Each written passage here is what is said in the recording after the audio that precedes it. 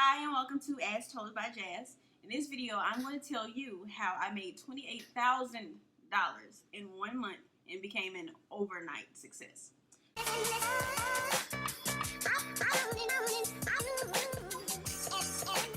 My current business name is Badmouth Bruja.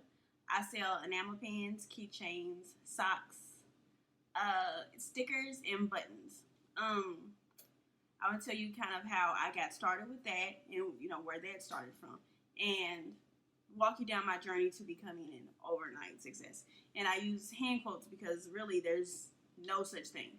It's only just when you discover a person or when you find out that they've been successful, and it just seems like it happens overnight. But really, it's taken me, I want to say, 5 years to get to this point where I just, like, out of nowhere, I skipped 10 grand a month and went straight to almost 30. Today is Monday, June 22nd, 2020. This was supposed to be my first 10 grand month, and all of a sudden it just blew past that, and I'm almost at 30,000. I'm like 3 grand away from $30,000, and my goal is to make 40,000 a month. So I want to talk about how I achieved that. So first of all, starting a business is not for everybody, but if you do have that passion, if you do have that drive, if you do feel like, okay, I want to do something more, I want to work for myself, I would join a bunch of business groups and get connected with other people who are doing the same thing that you want to do, because that's what you need to, get the information to start, to keep going, to grow, and get connected with those people and have, like, what do you call it? Accountability partners. That is very important.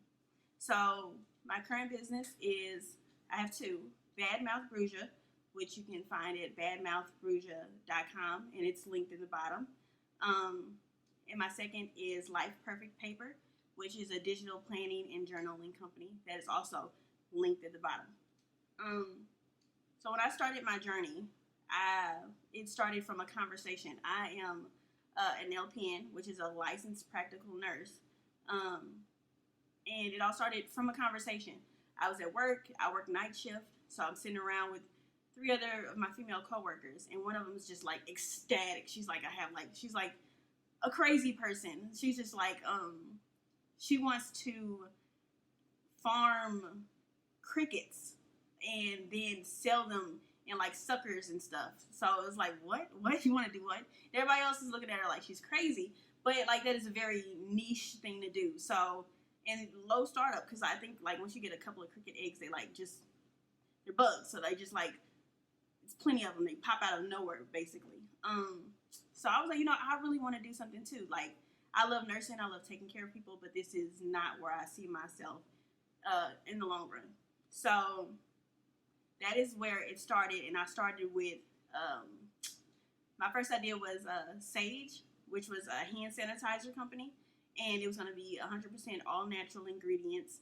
And I got it because I follow a company called, it's no longer acting right now, but it's Filthy Cosmetics, and I like that everything was 100% natural, and the price point for the products were higher because it's all natural. It's for people who really care about their body and their health. So I started Sage, and like from jump, I was like, you know what, I'm jumping in both feet, and I'm going to do this. The problem with that was, I didn't play to my strengths. I wasn't really thinking of my strengths. I'm the type of person that I don't even like cooking. And if you're going to do a handmade cosmetics business or something like hand sanitizers where you have to formulate and create things, like, you have to be really passionate about it, because it's something that's very time consuming, like making the formulas and then perfecting them and testing them and then kind of consistently making them once you get a customer base and you have to sell. I didn't think about that. I went out and I bought like hundreds of bottles, like spray bottles, like the actual like small like carry-on hand sanitizer bottles, and I just jumped right in both feet, like literally, and it was not a success, like at all. Like, I was pressuring my friends to buy from me, and that's another thing I want to talk about. Like, it's not up to your friends and family to support your business, because they're probably not even your ideal client. So really, you have to develop an audience first. You have to know who you're selling to before you even create a product. But so back to the Sage hand sanitizers. So I ordered aloe, and I ordered like 100% like natural oils and everything. And I'm not even like cooking wise. I'm not even good at following recipes. Like if I get a box of cornbread or something, I'm doing extra stuff, and it's not gonna cook. And with things like that, you need consistency in your products. So I jumped into the wrong thing, both feet, and I lost a lot of money. And it's completely my fault. But it gave me my first taste of talking to suppliers and where to find the product for this and how to do cost estimates and stuff. So that was still a really good experience for me. Let's see. So talking to suppliers and seeing where you're going to get your product and how much is it going to cost to make it, and how much is it going to cost to produce the complete product with packaging and everything, and then how much you're going to sell it for. So that introduced me to that process. Next was subculture socks, and I have them right here. So this is subculture socks, and I got these made in my design, and this was kind of first taste into like my real business, what I want to do. Because if you can tell, these are actually hand symbols, like witchy hand symbols. That has an eye on the hand and everything, and like a gun symbol right there. And then the bottom says Wicked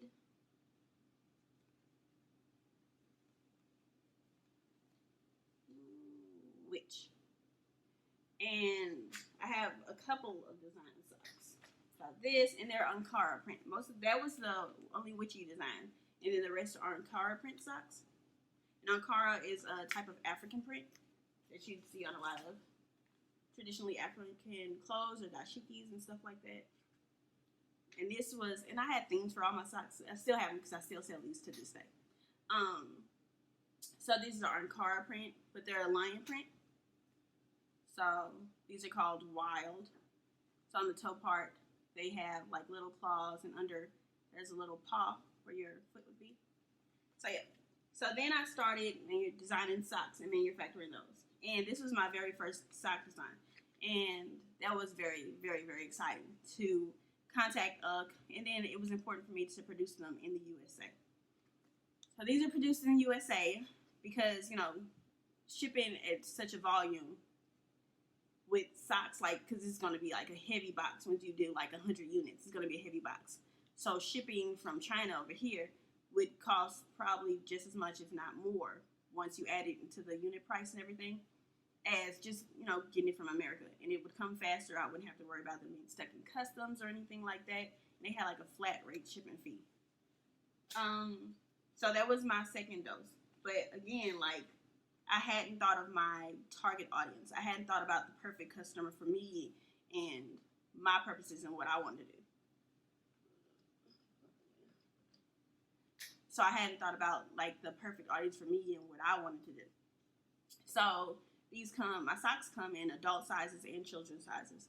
And I named them subculture socks. And I feel like people didn't really understand that. So it didn't connect to an audience really.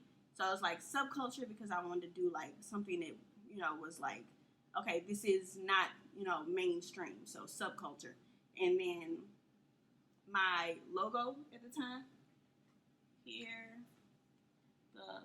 the vulture, it really didn't speak to the audience that this was, supposed to be sold to. And then there were girl sizes and women's sizes, so I had to appeal to mothers and everything. And that didn't go well because that's not the language I speak normally. So when you think about your target audience, you want to think about who do you speak to normally? How do you speak?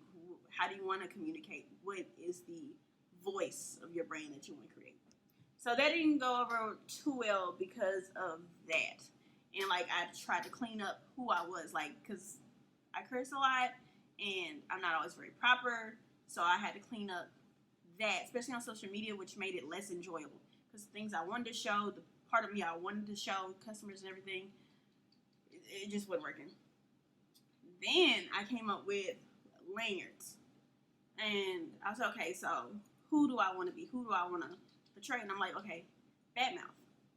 So that's where badmouth first came from. Right now I'm badmouth Bruja, and this is where it came from, badmouth. So I have a lanyard that says, let's see, secure the motherfucking bag. And another one, which is another witchy themed one, because I'm a spiritual person. So that was trying to leak through while I was doing other business. So this says abracadabra, bitch, and it's both designs back and forth, and you know, high quality metal clip, and then you can attach it to your phone, because it's a lanyard, which is, you know, keychain. So they come with key rings, right? They come with key rings, and then they also come with something I call it a phone clip. So it's just like it has a sticky part, like you call it like a pop socket. So you take the little red thing off and stick it on your phone, and it's there, and you can carry your phone and your keys at the same time. So that was my brilliant idea. And then, you know, they have different kind of attachments, and some don't have attachments at all. So that was my next business, badmouth, where I made lanyards. And so I was getting closer. So I always think of that, like, you're going to lose money, you're going to lose time, you're not going to find the perfect, well, most people don't find the perfect thing the first try, the second try, the third try. But you get closer if you keep going. And my thought process, and how I became an overnight success, was just, I only have two options: to keep trying and make it eventually, or to give up now and never ever make it. And option number two was not an option. So I did those, and those had, you're starting to get to the right audience. So I started to have success. I started to have more things to say. And then I followed a company online called Coloring Pens, and they make She's Essence, you know, Haze, coloringpens.com. They make cultural, like black cultural colored, like keychains and pens, enamel pens. And I was like, yeah, that's nice, and like following and like starting to kind of piece together who I am and who I want to convey in my business. And I'm like, okay, so I really like the enamel pens. I really like the keychains. They're small. They're something that's not too expensive, so it's not like a big buying decision thing. So when you get your customers, like when you're attracting them and bringing them in, it doesn't take too much to convince them to buy, because it's a product that's less than $15, and it's something that they'll use every day, especially if it's a keychain or a lanyard. And then people really love collecting enamel pens, so that's another thing you want to think about. Like, how often will you be able to sell to the same people? Because it's harder to get a new client than it is to keep and resell to an existing one. Because new clients are like, okay, I don't know if I really like this. How's the quality? How's the shipping? How's this? But once you've convinced the person to buy from you, and they experience your customer service, they experience your shipping speed, they experience your product, they're like, oh God, I do love this product. What can you sell to the next? So that is how you start thinking about scaling and growing. You know, getting new clients is how you grow. And then keeping your existing clients is also how you grow and monetize more and more and more from the same people. I've had people who've bought, over $200-300 from me worth of stuff, and my products are only $12. That's how you just keep them going. Like, enamel pens are really a collector type thing. So when somebody buys one, they're going to buy more than one. And especially if you can make products that are around the same thing. So my next thing was enamel pens. So I sell witchy enamel pens from popular shows like American Horror Story. Then a popular Netflix show. This is my Coven Queen design, and she's witchy. And also Orisha goddesses and gods. So here's Shingo and his staff and everything. And then he's holding his axe that's kind of got like electricity. I don't think you can see that. So this is Badmouth Bruja. These are my current products, and this is how I made $28,000 in 1 month. So it's always been a battle with, because I have anxiety and just being paralyzed by just overthinking and all this stuff, because you don't know where to go. and losing money, you're like, okay, so I work a normal, 9 to 5, but I worked overnight. I work a normal job. I still have bills. I have a kid. Like, there's only so much money in the pot. So I can't keep trying things that don't work, because once that money's gone, it's gone. But, I had to overcome that, and I had to do small things first. And slowly but surely, I learned, how to attract the right audience, what images to use to keep them coming back. And once they tell me what they want, and customers tell you what they want by when you post something like on Instagram, and they say, okay, they start communicating with you like, yes, we love this. They start liking and communicating and actually taking the time to type things out or share your post or save your post. So we'll get into analytics as well. So this is going to be a whole business series. So like, comment, and subscribe to As Told by Jazz. And I really want to just, share my experiences with you, because I think it's important to have somebody to give you a real look inside of it. When I'm me on YouTube, I follow a bunch of girls that do businesses, and most of them sell cosmetics type things like lip gloss and everything.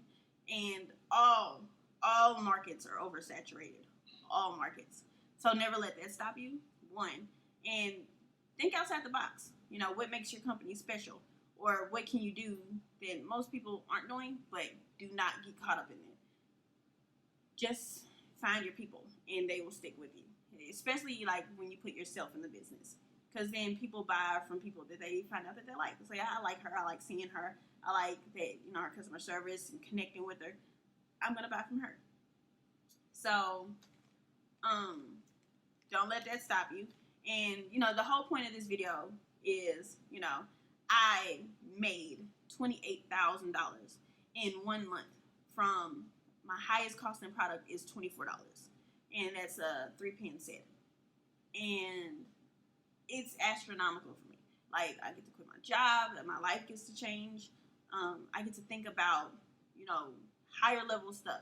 Like, I don't have to worry about the rent or anything. Now I can worry about, like, where do I want to travel? What do I want to do next? How do I want to affect and influence other people to make, things better for everybody? Because I'm a pretty social person, and I love people. So, again, I'm going to have a whole entrepreneurship and manifestation, because I believe highly in manifestation, a whole series about that. So, like this video if I did anything or said anything that's helped you, kind of think about your ideation, or just, help you, inspire you to remain consistent and just keep going through no matter what. Comment and let me know what you want to hear next from me. And of course, subscribe, and then push that little bell button, so every time a new video of mine comes out, it pops up and you see it. So in conclusion, there is no such thing as an overnight success. When you see somebody and you're just introduced to their brand, like, that's taking some time, some tears, some stress, some late nights, some failure, a lot of failure. But we don't take L's, we learn lessons. So my current business is Badmouth Bruja, and I also sell, my current business is Badmouth Bruja. My current business is Badmouth Bruja. I also sell digital planners and journals. So check out my next video to find out more about those and how I use manifestation to get me from where I was originally, like, because I grew up in the hood. I grew up, not so fortunate. And now, like, I've moved myself from that to nursing, and now I've used my nursing money and everything to start my business, and now my business is going to take me to the next level. Already has. It's already done. Manifest. Speak as if it's already done. So thank you again for watching this video, sticking with me. Like this video if I said anything, useful, and just like the video. Comment anything that you want to hear from me next, or any questions that you have. I'll be more than happy to answer them. And subscribe, and hopefully my camera isn't backwards, so I'm pointing in the right direction. Subscribe and push the little bell button to turn on your notifications for the next video. Thank you, and this has been As Told by Jazz.